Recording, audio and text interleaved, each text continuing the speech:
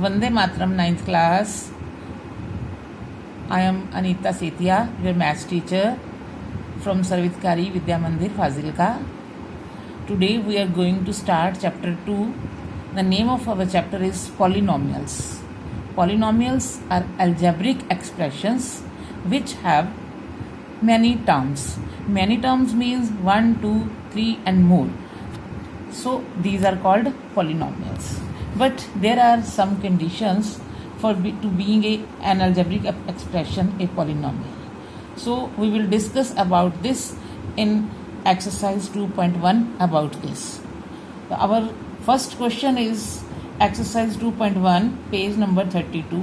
First question is, which of the following expressions are polynomials in one variable and which are not? State reasons for your answer. क्या बताना हमने कि हमें ये कुछ polynomials दिए गए हैं, हमने इनको बताना ही एक्सप्रेशंस दी गई हैं कि ये पॉलिनोमियल्स हैं या नहीं है. अगर नहीं यस है आंसर हमारा तो हमने उसका रीज़न भी बताना है. We have to tell reason also. So first part is 4x² minus 3x plus 7. ये हमारे पास फर्स्ट एक्सप्रेशन है. So we have to tell that if this is a polynomial और not. So first of all, I will tell you that what are the conditions to be a polynomial. The power of variable should be an whole number. It should be an whole number. It should not be on an in negative integer, not in root, not in fraction. So अगर एक expression के अंदर variable की जो power है, degree जो है, अगर वो एक होल नंबर है, रूट में नहीं है, स्क्वायर फ्रैक्शन में भी नहीं होनी चाहिए और मैं नेगेटिव में भी नहीं होनी चाहिए, तो हम कह सकते हैं कि वो जो है पॉलिनोमियल है. वो एक्सप्रेशन जो है क्या है? पॉलिनोमियल है. जिस तरह से हमारे पास 4x², x की पावर हमारे पास 2 है. 2 is a whole number. 3x means x की power 1. So this is also a whole number. So all these variables have whole numbers as power, so this is a polynomial. yes. इसका reason क्या बताएंगे हम? यही लिखेंगे because its exponents are whole numbers. Because its exponents are whole number, so this is a polynomial. Second part, y² plus √2. हमने यहाँ पर ध्यान देना है कि जो रूट है वो हमारे वेरिएबल के ऊपर नहीं है, पार रूट में नहीं है. हमारी एक टर्म, एक्सप्रेशन की एक टर्म जो है रूट में है. इससे कोई फर्क नहीं पड़ता कि ये पॉलिनोमियल है कि नहीं है. उसकी जो पावर है, y की पावर जो है वो हमारे पास एक्सपोनेंट जो है वो 2 है, होल नंबर है. सो ये भी यस है. इसका भी सेम ही रीजन रहने वाला है कि its exponents are whole numbers. So third part, 3√t plus t√2. T के ऊपर क्या आ गया? रूट आ गया. So this is not a polynomial. ये नो है. तो इसका रीजन हमें देने की नीड नहीं है because this is not a polynomial. Next fourth part, y plus 2/y. 2/y, जब हम 2/y को ऊपर लेकर जाएंगे तो ये y की पावर क्या हो जाएगी? -1. सो ये क्या बन गया? एक नेगेटिव इंटीजर बन गया. So this is also not a polynomial. Next, x⁻10 plus y⁻3 plus t⁻50. एक बात और ध्यान में करनी थी क्या कि उसने ये बोला है हमें क्वेश्चन के अंदर कि polynomials in one variable. These are not in one variable. Here 3 variables are used, x, y and t. So this is also not a one variable polynomial. So question number 2 में क्या है? Write the coefficients of x² in each of the following. कि हमारे पास second question में ये कुछ expressions दी गई हैं.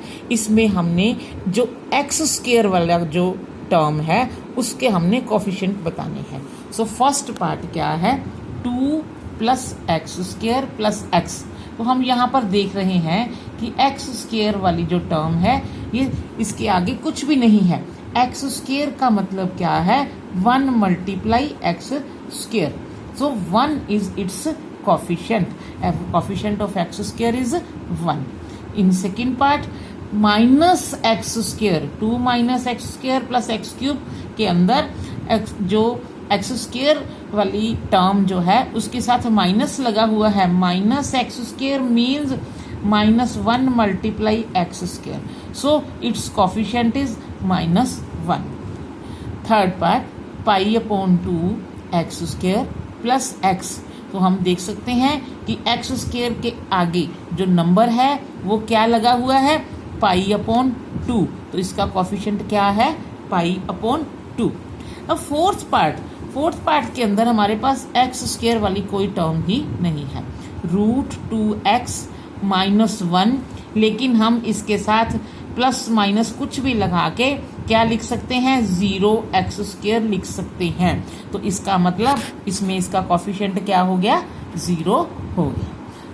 ठीक है, क्या हो गया इसका कोफिशिएंट 0, क्योंकि इसकी 0 की कोई वैल्यू नहीं होती. तो ये चाहे प्लस में लगा सकते हैं चाहे माइनस में लगा सकते हैं, कुछ भी हम साइन लगा के इसके साथ 0 के साथ एक्स स्क्र के साथ उसका 0 लगा के हम देख सकते हैं कि इसका कोफिशिएंट क्या बन गया, 0 बन गया.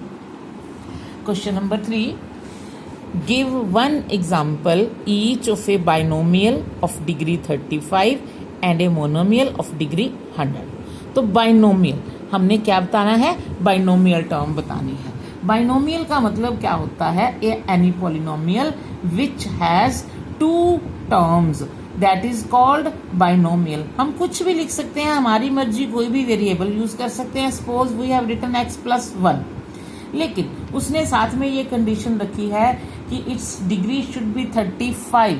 डिग्री 35 होनी चाहिए, तो हम x की पावर क्या लगा देते हैं, 35. तो ये हमारे पास बाइनोमियल टर्म बन गई कि क्या बन गई, x रेज़ पर 35 + 1. इसकी डिग्री कितनी है हमारे पास, 35 है. नेक्स्ट हमने लिखना है एक मोनोमियल टर्म जिसकी डिग्री क्या हो, 100 होनी चाहिए. तो 100 डिग्री के लिए हम कोई भी वेरिएबल यूज करेंगे और उसकी पावर क्या बना देंगे, एक्सपोनेंट क्या बना देंगे, 100 बना देंगे. और मोनोमियल का मतलब होता है any polynomial which has only 1 term. So this is monomial of degree 100, t raised power 100. You can use any variable A to Z, कोई भी मर्जी आप वेरिएबल यूज कर सकते हो, as you like, as you choose. Next question number 4. कौन सा question पे आ गए हम, 4th क्वेश्चन में. क्वेश्चन नंबर 4 में right the degree of each of the following polynomials. क्या बताना है, हमने डिग्री बतानी है. हमें पॉलिनोमियल्स दिए गए हैं, उनकी हमने क्या एक्सप्रेस करनी है, डिग्रीज बतानी है. अभी पिछले क्वेश्चन में मैंने आपको बताया कि डिग्री क्या होती है, इसकी हाईएस्ट पावर जो होती है वो डिग्री होती है. तो हम यहाँ पर देख रहे हैं 5x³ + 4x² + 7x. तो हम देख रहे हैं सबसे बड़ी पावर जो x की है वो क्या है, 3 है. तो इस पॉलिनोमियल की डिग्री कितनी है, 3. इस पॉलिनोमियल की डिग्री कितनी हो गई, 3. So highest power of expression और any polynomial is called its degree. In second part 4 - y². तो y की पावर, हाईएस्ट पावर क्या है, 2 है. तो इसकी डिग्री कितनी हो गई, 2 होगी. 5t - √7. In third part t की पावर कुछ भी नहीं है, तो मतलब समझेंगे हम क्या है, 1. तो इसकी डिग्री कितनी है, 1. अब ये आ गया fourth part 3. It has no variable. तो इसकी डिग्री कैसे मेंशन करेंगे, कैसे एक्सप्रेस करेंगे. जैसे हम इसको लिखते हैं 3 के साथ कोई भी वेरिएबल यूज करके उसकी पावर अगर 0 लिख दें तो क्या बना, क्योंकि x की पावर 0 का मतलब क्या है, 1. तो क्या बन गया, ये 3 ही बन गया. सो इसमें हम क्या लिख सकते हैं, इसको कांस्टेंट पॉलिनोमियल भी कहते हैं. तो इसमें x की पावर 0 है, तो हाईएस्ट डिग्री इसकी 0 है, तो इसकी डिग्री क्या होगी, 0 होगी. Question number 5. Expression classify the following as linear, quadratic and cubic polynomials. अब हमें फिर पॉलिनोमियल्स दिए गए हैं, हमने उनको बताना है कि कौन सा लीनियर पॉलिनोमियल है, कौन सा क्वाड्रेटिक है और कौन सा क्यूबिक पॉलिनोमियल है. तो पहले मैं क्वेश्चन बताने से पहले आपको बता दूं, लीनियर जो पॉलिनोमियल होता है वो कौन सा होता है, जिसकी डिग्री 1 होती है उसको लीनियर पॉलिनोमियल कहते हैं. और क्वाड्रेटिक पॉलिनोमियल जिसकी डिग्री 2 होती है, और क्यूबिक पॉलिनोमियल जिसकी डिग्री 3 होती है. तो फर्स्ट पार्ट हमारे पास क्या है, x² + x. तो इसमें हमारे पास x की पावर जो है 2 है. हाईएस्ट डिग्री देखनी है, हमने हाईएस्ट पावर देखनी है, डिग्री देखनी है, उसके बिहाफ पर हमने इसको क्लासीफाई करना है. तो एक्स स्क्वायर प्लस एक्स, इसकी डिग्री कितनी होगी 2। तो ये कौन सा हो गया क्वाड्रेटिक। अभी मैंने आपको बताया कि जिसकी डिग्री 2 होती है उसको कौन सा पॉलिनोमियल कहते हैं, क्वाड्रेटिक पॉलिनोमियल कहते हैं। कौन सा पॉलिनोमियल है ये, quadratic polynomial. In second part x minus x cube, इसकी degree 3, so this is cubic polynomial. कौन सा पॉलिनोमियल है ये, cubic polynomial. In part 3 y plus y square plus 4, इसमें हम देख रहे हैं y की हाईएस्ट जो पावर है वो 2 है, यानी कि डिग्री 2 है। तो ये भी कौन सा पॉलिनोमियल हो गया, क्वाड्रेटिक पॉलिनोमियल हो गया, क्योंकि इसकी डिग्री भी कितनी है हमारे पास 2 है। In next part 1 plus x, x की पावर 1, इट मीन्स ये लीनियर पॉलिनोमियल। कौन सा पॉलिनोमियल है ये, linear polynomial. 3t, it has also degree 1, 3t, so this is also a linear polynomial. R square, square means 2 degree with degree 2 means quadratic polynomial. Which polynomial, quadratic polynomial. 7x cube, x की power 3, तो this is cubic polynomial. क्या है ये, cubic polynomial. So बच्चों आपको अच्छी तरह से समझ आ गई होगी। अब ध्यान से करना इसको, एक बार नहीं समझ आती दूसरी बार देखो, वीडियो को ध्यान से देखो और सारी एक्सरसाइज को कॉपी पर अपनी फेयर नोटबुक पर नोट करो। Okay, thank you.